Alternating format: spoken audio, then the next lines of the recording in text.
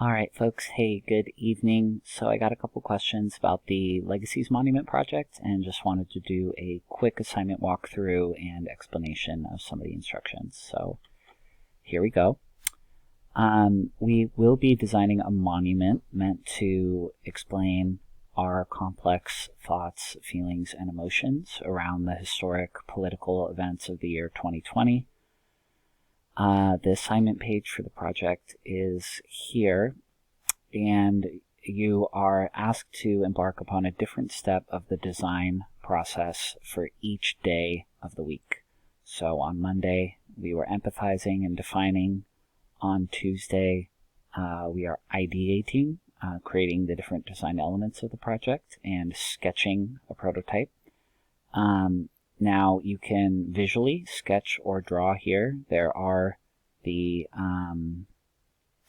drawing tools within Google Drive that you can use as you go to create your outline here. Or if you'd like, you can simply type here instead, right? Now, we also have on Thursday and Friday, this is where you reflect after you create your completed monument. So what I was asking for here in this section was really as much as you're able to do. Okay, so if you're someone who regularly does digital art and you have some design tools that you use and you know what you're doing, go ahead and make a nice design in there.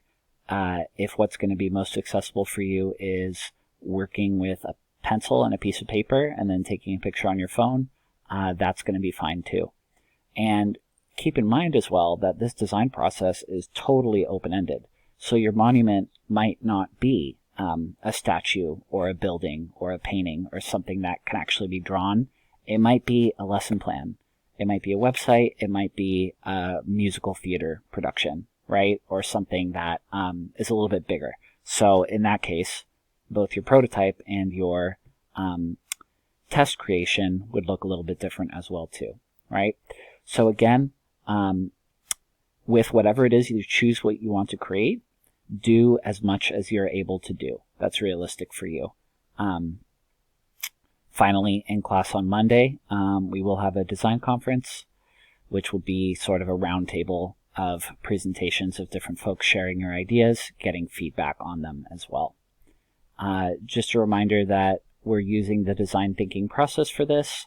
That's where the different steps come from, and they're meant to walk you through this process of understanding the experience of living through 2020, exploring what that means to you, and materializing it into some type of monument.